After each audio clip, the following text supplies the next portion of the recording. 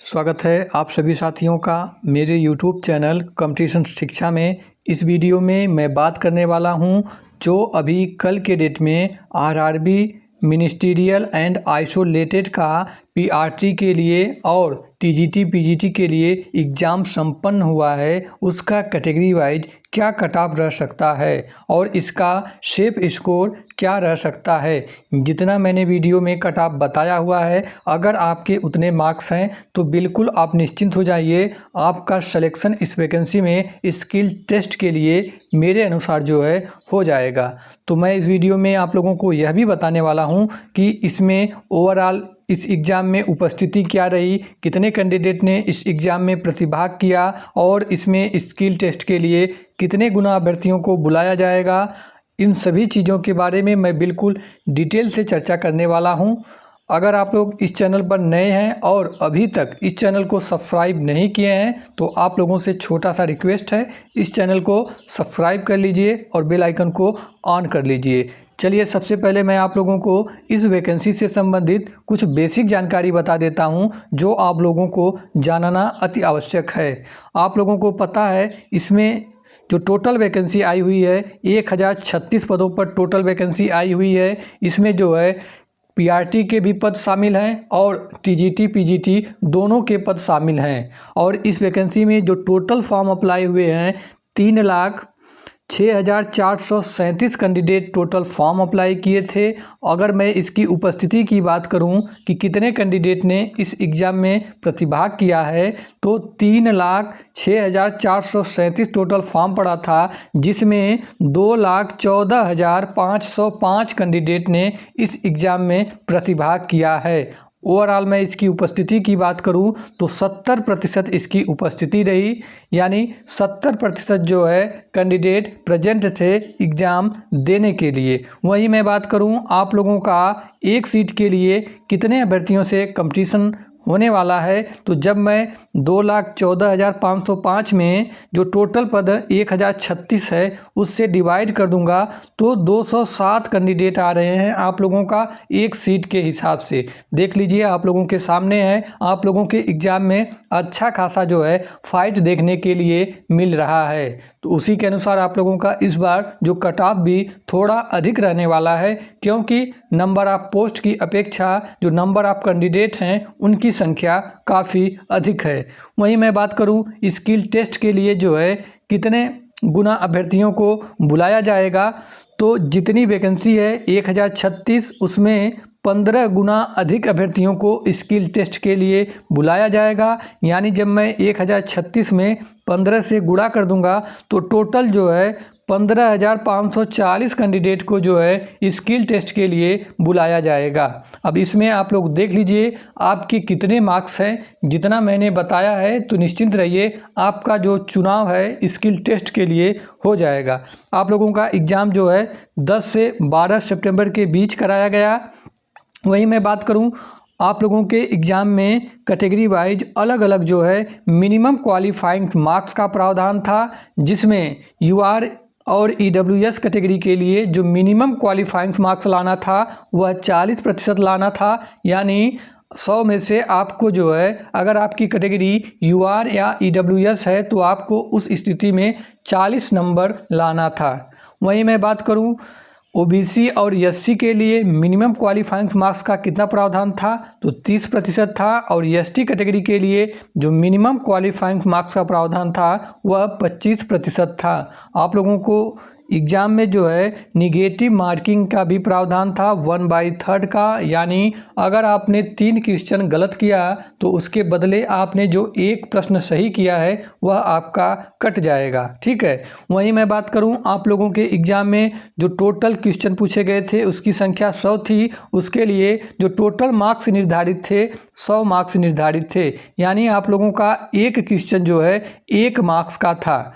चलिए तो ये रहा बेसिक जानकारी। अब मैं इसके बाद बात कर लेता हूँ आप लोगों का क्या सेफ स्कोर रह सकता है पीआरटी के लिए कैटेगरी वाइज अलग और टीजीटी पीजीटी के लिए क्या आपका एक्सपेक्टेड कट ऑफ जा सकता है। जितना मैंने वीडियो में कट ऑफ बताया हुआ है उतना ही आप लोगों का कट ऑफ रहने की संभावना है। इसमें मैं आप लोगों को बता दूं कि आपने जिस जोन से फॉर्म अप्लाई किया है और आपके जोन में कितनी वैकेंसी है। आपका फाइट जो है आपकी जोन से ही होने वाला है। मैंने जो 207 कैंडिडेट का कंपटीशन बताया है एक सीट के लिए, यह जो मैं ओवरऑल बताया हूँ, लेकिन आपका जो अपनी जोन से कंपटीशन होने वाला है कि आपकी जोन में टोटल कितने फॉर्म अप्लाई हुए और आपकी जोन में टोटल नंबर ऑफ वैकेंसी कितनी है, उसी से आप लोगों का कंपटीशन होने वाला है। तो कई ऐसे जोन हैं जहां पर जो है आपको कंपटीशन अधिक देखने के लिए मिलेगा, क्योंकि वहां पर नंबर ऑफ वैकेंसी की अपेक्षा जो नंबर ऑफ कैंडिडेट हैं उनकी संख्या काफ़ी अधिक है। जिस जोन में जो है सीट अधिक होंगी और फॉर्म कम अप्लाई हुए होंगे, वहां पर जो है थोड़ा सा कंपटीशन आप लोगों को कम देखने के लिए मिलने वाला है। तो चलिए मैं बात कर लेता हूं सबसे पहले कि पीआरटी के लिए जो है कैटेगरी वाइज क्या कट ऑफ रह सकता है। तो मैं बता दूं सबसे पहले, अगर आपकी कैटेगरी यूआर है यानी जनरल आपकी कैटेगरी है, तो सबसे पहले मैं पीआरटी की कट ऑफ बता रहा हूं। तो आपके अगर 72 से 76 मार्क्स हैं, ध्यान से देख लीजिएगा, 72 से 76 मार्क्स है माइनस मार्किंग के कट पीट करने के बाद, तो इतने पे दोस्त आप बिल्कुल सेफ जोन में हैं। आपको परेशान होने की आवश्यकता जरा सा भी नहीं है, ठीक है। तो यूआर के लिए 72 से 76। वहीं मैं बात करूं ओबीसी के लिए, तो आपकी कैटेगरी ओबीसी है तो आपके अगर 70 से 74 के बीच में मार्क्स हैं तो इतने पे आप सेफ जोन में हैं, आपको परेशान होने की आवश्यकता नहीं है।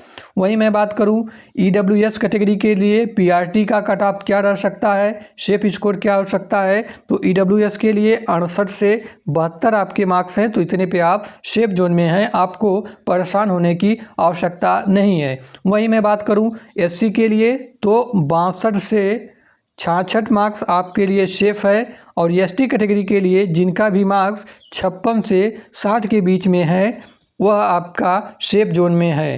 तो ये रहा मेरे द्वारा बताया गया पीआरटी के लिए category wise expected cut off. अब आप लोग देख लीजिएगा ये जो मैंने कट ऑफ बताया हुआ है क्या आप उसके दायरे में आ रहे हैं, तो आप लोग कमेंट बॉक्स में अपना स्कोर कमेंट करिएगा। उसी के आधार पर मैं आपको फीडबैक दे पाऊंगा कि आपको स्किल टेस्ट की तैयारी शुरू करना चाहिए या नहीं करना चाहिए। तो ये रहा पीआरटी की कट ऑफ। अब इसके बाद में बात कर लेता हूं कि टीजीटी पीजीटी का कैटेगरी वाइज कट ऑफ क्या रह सकता है। तो इसका जो पेपर था वह जो है काफ़ी मॉडरेट पूछा गया था पीआरटी की अपेक्षा, तो इसमें जो कट ऑफ है वह थोड़ा कम रहने की संभावना है, क्योंकि जैसा एग्ज़ाम का लेवल रहता है हमारा उसी के अनुसार जो है कट ऑफ भी रहता है। तो सबसे पहले आप लोगों को मैं एक बात बता देता हूं कि कट ऑफ कम जाएगा या अधिक जाएगा, कोई भी एग्ज़ाम हो उसके पीछे कई कारण होते हैं, जिसमें परीक्षा में शामिल होने वाले उम्मीदवारों की संख्या शामिल होती है, यानी जो एग्ज़ाम आप लोगों ने दिया है उसमें टोटल कितने कैंडिडेट प्रतिभाग किए हैं और उसमें टोटल नंबर ऑफ वैकेंसी कितनी है, और आप लोगों ने जो एग्ज़ाम दिया है उसके पेपर का कठिनाई स्तर क्या रहा है। यह सभी कारण जो होते हैं कट ऑफ के निर्धारण में अहम भूमिका निभाते हैं। कोई एक कारण नहीं होता है जिससे कट ऑफ कम जाती है या जिससे जो है कट ऑफ अधिक चली जाती है। तो सबसे पहले मैं अब बात कर लेता हूं भाई टीजीटी और पीजीटी के लिए कैटेगरी वाइज क्या सेफ स्कोर हो सकता है। तो अगर आपकी कैटेगरी यूआर है यानी जनरल आपकी कैटेगरी है तो आपके अगर 66 से 70 मार्क्स बन रहे हैं तो इतने पे आप सेफ जोन में हैं। वहीं मैं बात करूं ओबीसी के लिए क्या सेफ स्कोर हो सकता है, तो 63 से 68 मार्क्स ओबीसी के लिए। टीजीटी पीजीटी की मैं ये बता रहा हूँ, आप लोग ध्यान में रखिएगा। वहीं मैं बात करूँ ईडब्ल्यूएस के लिए टीजीटी पीजीटी में क्या सेफ स्कोर हो सकता है, आपकी कैटेगरी ईडब्ल्यूएस है तो 61 से 64 मार्क्स जो है सेफ स्कोर हो सकता है। वहीं मैं बात करूं अगर आपकी कैटेगरी एससी है और आपके 56 से जो है 60 मार्क्स बन रहे हैं टीजीटी और पीजीटी में, तो आपको परेशान होने की आवश्यकता नहीं है, इतने पे आप जो स्किल टेस्ट के लिए बिल्कुल बुला लिए जाएंगे। वहीं मैं बात करूं अगर आपकी कैटेगरी एसटी है तो आपके अगर 50 से 54 मार्क्स बन रहे हैं तो इतने पे आप सेफ जोन में हैं। तो देख लीजिए आप लोग, आपकी कैटेगरी क्या है और आपकी जो है कितना मैंने कट ऑफ बताया हुआ है। इतना ही आप लोगों का कट ऑफ रहने का संभावना है। जिस हिसाब से दोस्त आप लोगों का पेपर आया था उस हिसाब से इतना ही कट ऑफ रहने का संभावना है। अंत में आप लोग इस वीडियो के कमेंट बॉक्स में अपनी कैटेगरी लिखिएगा और आपने किस जोन से फॉर्म अप्लाई किया था और आपके कितने मार्क्स बन रहे हैं आप लोग कमेंट करिएगा। उसी के आधार पर दोस्त मैं आप लोगों को फीडबैक दे पाऊंगा कि आप लोगों का स्किल टेस्ट के लिए इसमें चयन होने की कितनी प्रतिशत संभावना है। अंत में आप लोगों से एक छोटा सा रिक्वेस्ट है, अभी तक अगर इस चैनल को सब्सक्राइब नहीं किए हैं तो चैनल को सब्सक्राइब कर लीजिए, वीडियो को लाइक करिए, बेल आइकन को ऑन कर लीजिए। ठीक है, मिलते हैं नेक्स्ट वीडियो में, तब तक के लिए जय हिंद जय भारत।